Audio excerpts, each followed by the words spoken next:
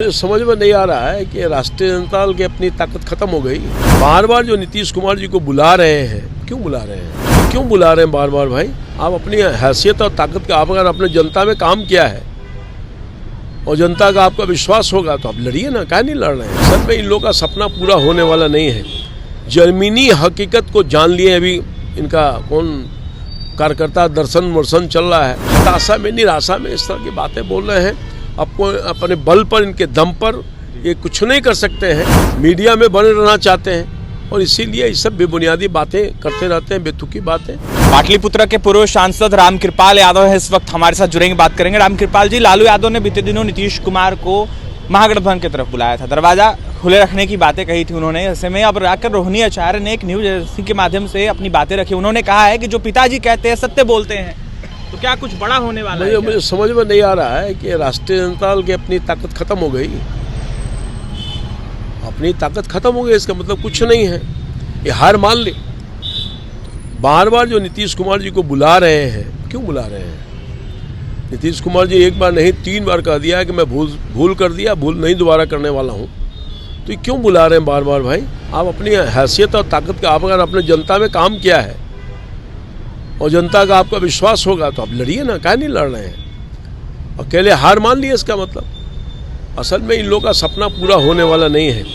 जमीनी हकीकत को जान लिए अभी इनका कौन कार्यकर्ता दर्शन वर्शन चल रहा है। तो कार्यकर्ता का दर्शन 5 साल तक नहीं किए, अब दर्शन करने जा रहे हैं जब चुनाव का वक्त है। दर्शन कार्यकर्ता समझती है, अब इनके कार्यकर्ता भी इनसे छोड़ के भाग रहे हैं। एक से एक कार्यकर्ता भाग रहे हैं छोड़ के, जहाँ जगह मिल रहा है उपयुक्त जगह एनडीए में आ रहे हैं। तो इसलिए बेचारे हताशा में, निराशा में इस तरह की बातें बोल रहे हैं। आपको अपने बल पर, इनके दम पर ये कुछ नहीं कर सकते हैं। जो सीट है वो सीट भी नहीं आने वाला है, ऐसा समझ रहे हैं।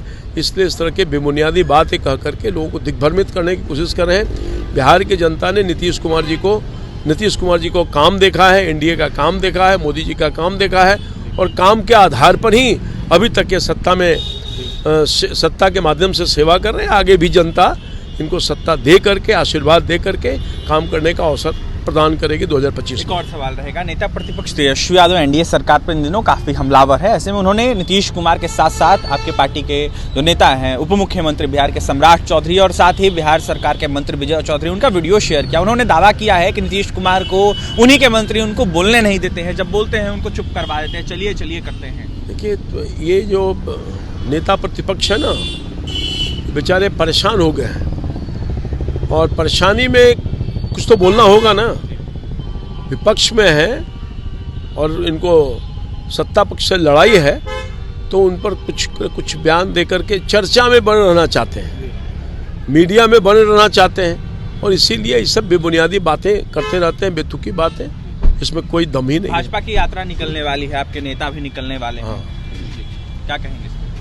भाजपा तो हमेशा जनता के बीच में रहती है, क्योंकि अब चुनावी माहौल और परिवेश है। चुनाव का बिगुल करीब इस साल में फूका जा चुका है। तो सारे जो एनडीए के लोग हैं एक साथ मिल करके यात्रा करेंगे और सभी हमारे पार्टी के जितने एनडीए के कार्यकर्ता हैं और नेता हैं, सब एकजुट होकर के जनता के बीच में जाएंगे और अपनी बात रखेंगे। जो विकास का काम मोदी जी ने किया, जो विकास का काम नीतीश जी ने किया। देखिए, विकास होगा और ऐसे में एनडीए के कार्यकर्ता नेता जो हैं वो बिहार घूमेंगे। ऐसे में भाजपा लगातार बिहार का भ्रमण करती है।